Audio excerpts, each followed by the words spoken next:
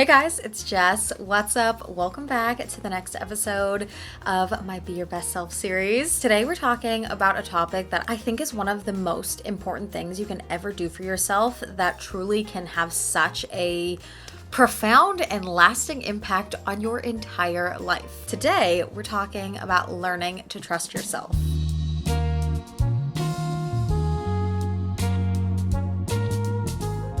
First things first, why does it matter? Why do we care? Why is it important to trust yourself in the first place? Reason number one, other people's opinions, thoughts, and judgments don't affect you in the same way. As someone who is a former chronic people pleaser, I was such a huge people pleaser that so much of past me was based and curated around what other people thought I should be like, what they thought I should act like, dress like.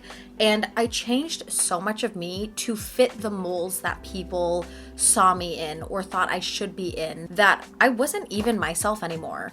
And this is a topic that I have to do like an entire other video on, how I refound myself and fell in love with myself. So that will be a separate video. But to touch on this lightly, I genuinely did not know who I was because so much of me was based on other people. But through learning to trust myself and know myself, it allowed me to be me and be so fine with being me to the point that what other people thought, what other people said, what other people told me I should be doing or acting like, it kind of just glazed right over me. I was like, that's fine. You can think that, you can feel that, but this is me.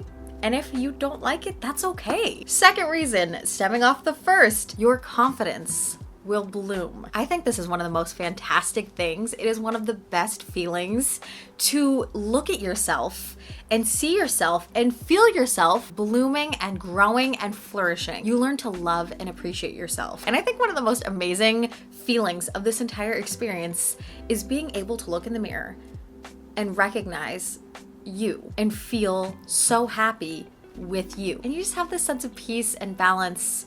And it's so like soul refreshing. It feels so good and so nice to look in the mirror and be like, I like this girl. She's a cool gal. Also, your independence and self-efficacy flourishes. And this basically means doing things on your own and being okay with it. Enjoying your own company, enjoying your own time, getting to know yourself on like this one-on-one level and not minding if there's not another person always around you. You feel that your own company is enough. This is not to say that not having someone else is not nice, because other people and other people's company is amazing. Community, friends, family, relationships with people is so incredibly important, but also knowing that your relationship with yourself is also immensely important. One thing that I think we forget about is who is with us from the day we're born till the day we die, ourselves. And in the same way that we have to maintain relationships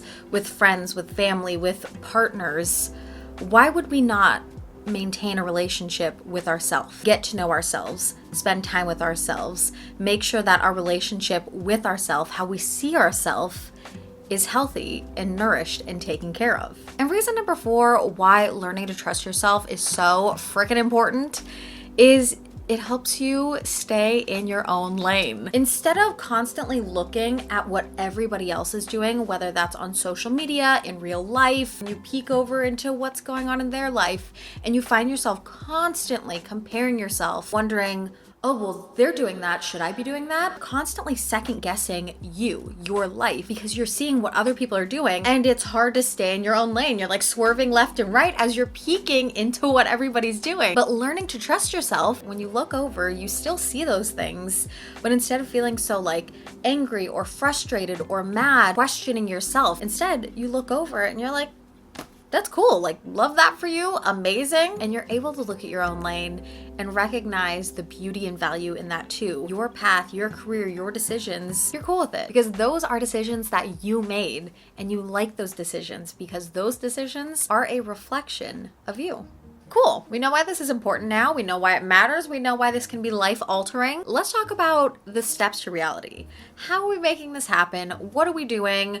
What can you actually do? The first thing that has got to go is negative self-talk. Kick her out the door. She is not welcome. She's not a friend. And most importantly, she's not you. I used to think that all negative self-talk that I had swimming around in my brain, I thought it was truth. It was not truth. It was just words being said, being echoed, and because there was no interruption to the echo, it was just bouncing back and forth like a ping pong ball. I want you guys to imagine the negative self-talk voice as a separate entity, as a thing. You're going to think of it as a visitor, because that's what it is. It is a visitor that has overstayed their welcome and they are no longer welcome. Your mind is a home. See it as like a physical home, like your own home, and it's one you'll have for your whole life, so make sure you're nice to it, take care of it, be kind, but your mind is a home. A negative self-talk, she's a visitor. She comes into town, she walks on in, she doesn't even knock, she just like walks in, and you're like, oh, I am not happy to see you. First thing out the gate, she's mean, she's rude, she's cruel, she's honestly slanderous. She's going left, right, and center saying all these horrible things about you. And she eats all your food, she knocks over your furniture, picture frames off the wall, she's going like this, like leaving a trail of dishes and crumbs and mess. She has no respect and she's wrecking your home. Would you let that visitor stay in your home? Hell no, you would kick them out. If someone acted like that in your real home, you would be like, get out of my house. You do not deserve to be here because you don't know how to respect the home that you're in. So in the same way that you would kick a visitor like this out of your real house, kick negative self-talk out of your mind. Easier said than done, definitely agree. But what I did, very effective method, I promise it works because I do not negative self-talk, and I truly was like the most heinous, cruel, negative self-talker before. And now it's either nice or it's quiet, which is quite the juxtaposition to how it was before. It was loud, it was mean, and it was angry. So I promise you, it can be done. So what you're gonna do is you are going to maintain this physical imagination of seeing negative self-talk as a person. And every time, as if there was a mean person in front of you and they're trying to say something mean, you cut them off. You keep cutting them off in the middle of their sentence and you turn away. Imagine that, like picture it in your head. Every time your negative self-talk pops up and it tries to say something in your mind, stop it in its tracks. Change the subject. Oh, look at that squirrel. I love hot chocolate. Completely change the subject. It pops up again. Oh my gosh, wow. The sky is really blue today. Oh, that cloud looks like a bunny. Cut it off, change the subject to anything, everything. What are you seeing? What are you feeling? Ground yourself in that moment. Like bring present awareness to anything. Think about something you like. Think about your favorite book. Start saying your favorite movie quote. Once I make my move, then you're free to check the king. And it is going to be absurd sometimes. It is going to be random. It's going to be wild. And at the beginning, they're going to pop up every so often, as they would. They're trying to get the attention, trying to get some more free food, trying to knock some more picture frames off the wall. But if you give it no attention, if you lock the doors, you pull the shades down, you'd be like, nope, I'm gonna do something else. They're gonna drop off and start showing up less and less and less until they're not showing up at all. Negativity is hungry and it likes to be fed. And if you don't feed it, she's out. And if you're looking for level 2 on this one, you can try replacing your negative thought with a positive one, which I know can also just feel so cheesy, but I just want to bring something to our attention. Why has society made us feel that saying something nice or hyping ourselves up or appreciating ourselves is corny or it's cheesy, it's self-indulgent, it's all these negative things if you're nice about yourself. But if you're mean to yourself, it's funny. It's a good thing. Does that make any sense? Not to me, it doesn't. But if you really want a challenge, try replacing that negative thought with a positive one. For example, if you were going to critique your appearance or something, it doesn't one for one have to be something about your appearance. It could instead be something about your personality. I always create a very comfy, safe environment for those around me. You know, something like that. Like it just has to be something positive about yourself in whatever aspect. So once more, I reiterate, negative self-talk, bye. Something that is so incredibly impactful and I think also just incredibly eye-opening is to learn your fears and doubts and understand why. So if you have a fear of rejection, ask yourself why. And then when you get to that answer, ask yourself why again.